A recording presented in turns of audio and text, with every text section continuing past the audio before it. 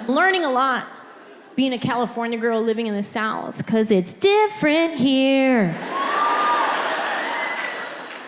I've learned when I go to a restaurant, if I order an iced tea, it automatically comes with 3 pounds of sugar in it. Y'all call that sweet tea. We call it diabetes.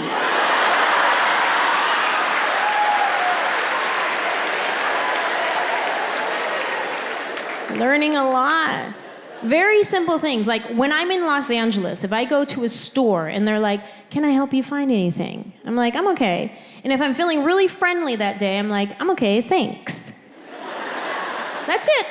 That's where it ends. Then I got to Nashville. I'm at TJ Maxx one day. I can hear the ladies in the row next to me.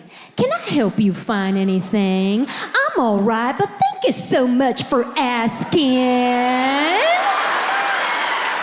"It's my pleasure. It's a beautiful day outside." "Yes, it is, but they say it's gonna rain about 3 o'clock. Make sure you get home before the traffic is gonna be a mess." "Bless your heart."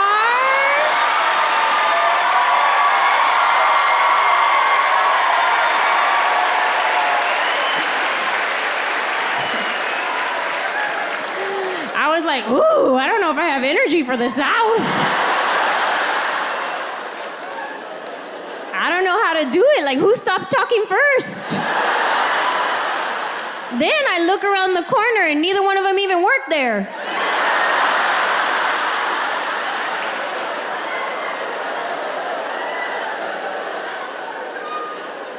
And then somebody told me this. They were like, "Hey, when people say bless your heart, they can mean it in a good way or a bad way."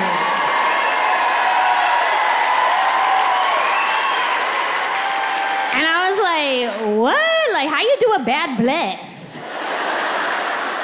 And they're like, "No, trust me, sometimes that's not what they mean." So now, anytime somebody tells me bless your heart, just to be safe, I reply with, "Bless your heart." "Yeah, I wish you would bless my heart." "Bless it again, go ahead."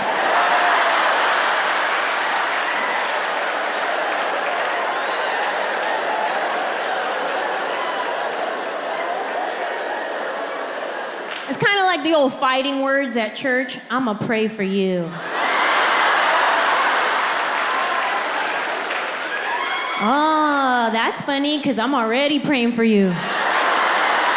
"Yeah, you been on my prayer wall. About to lay hands on you too, say I won't."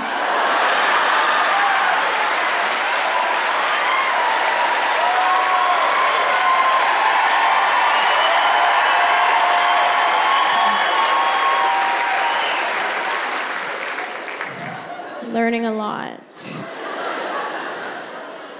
When we first got to Nashville, we were trying to figure out what part of the city we wanted to live in. Like, where do we fit in? Where do we vibe with? Finding out this county has good schools, this county doesn't. This county believes in COVID, this county doesn't.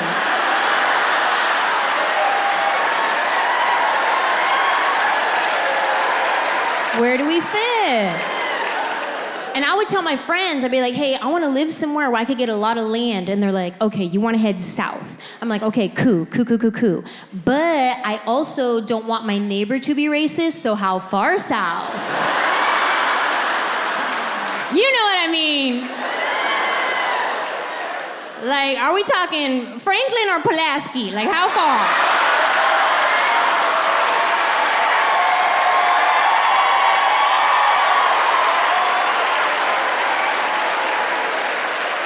Because when you get to the deep, deep South, it's scary. I've seen movies. I'm not trying to do that. I mean, if they have a TJ Maxx there, I will pray about it. And I'm a good neighbor. Like State Farm, I'm there. I love my neighbors. I'm the one that has everybody's phone number. And if I haven't seen you in a while, I will send you a text. "Are you good? Do I need to do a welfare check? I got your back." Because I love my neighbors. Every holiday season, I'm gonna get my neighbors a gift. Not the whole neighborhood, just the houses I can see from a front window. Because I love my neighbors, as long as they love me. And I know that's not how the Bible verse goes. But that is my interpretation.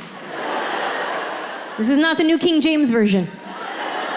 This is a new Queen Anjelah version.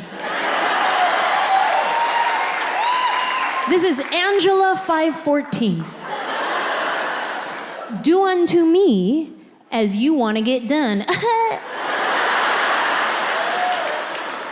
That's how you say amen in my Bible.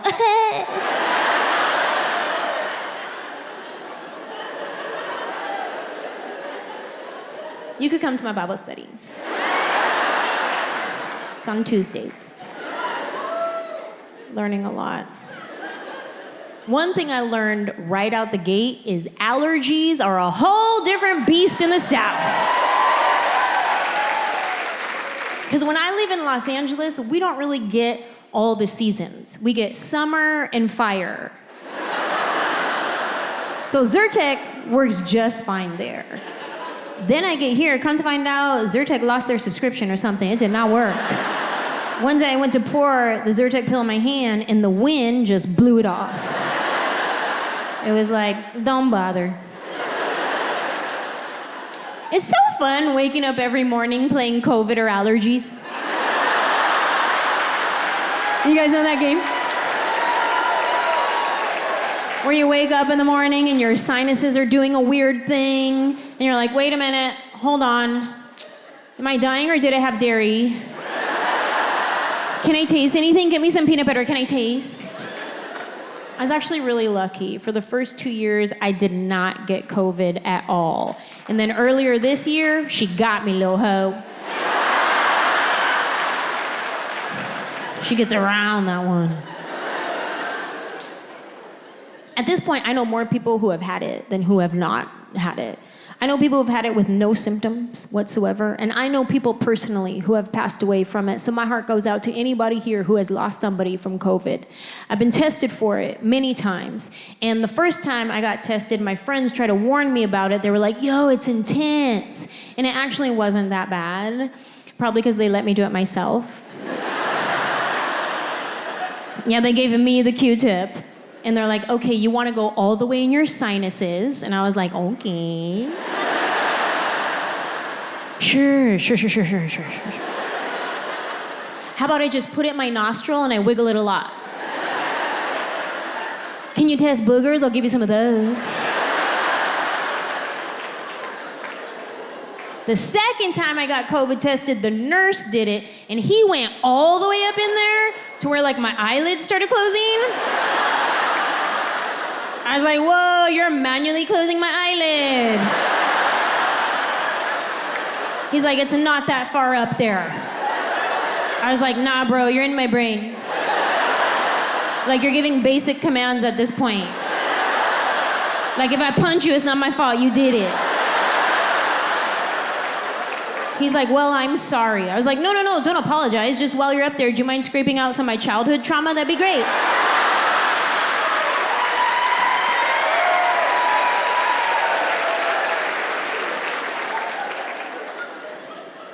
Could you imagine if that was a real option? Get your childhood trauma scraped out with a COVID test. You'd catch me at the CVS pharmacy drive-thru like once a week. They're like, can we help you? Hi, I'm here for my COVID test. Also, when I was 8, my mom forgot me at the store.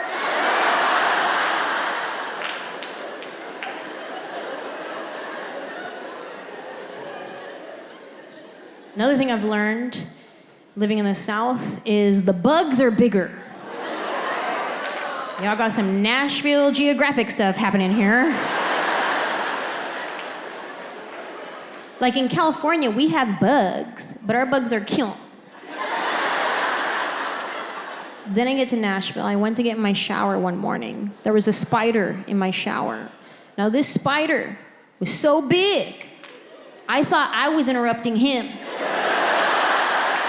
I did. I went to open the shower curtain. I was like, oh my God, I'm so sorry. I didn't know anybody was in here, my bad. He was big and he was furry too.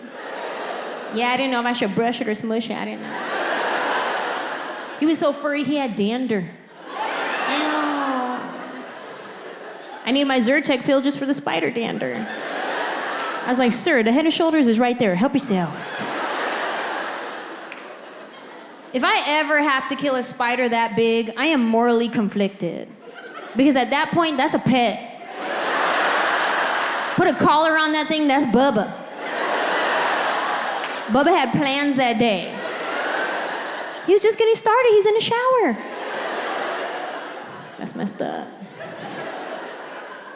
If you ever have to kill a spider that big, you could hear the crunch.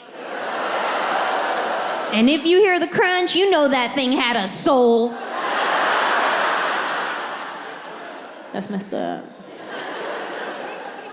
I used to kill any spider or bug that was around me because I don't like bugs at all. But over the past couple of years, I have this newfound respect for nature and insects. So now, if I ever see a spider in my house, what I like to do is scoop it up in a container, take it outside, throw it in a bush, and then immediately go like this.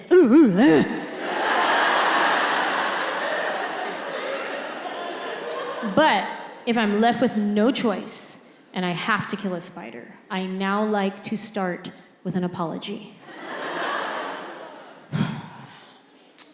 Listen, sir. I know you weren't expecting this today. I'll be honest, neither was I. Truth is, I don't know you. You could be poisonous and you could kill me. So at this point, it's either me or you. And I have chosen you.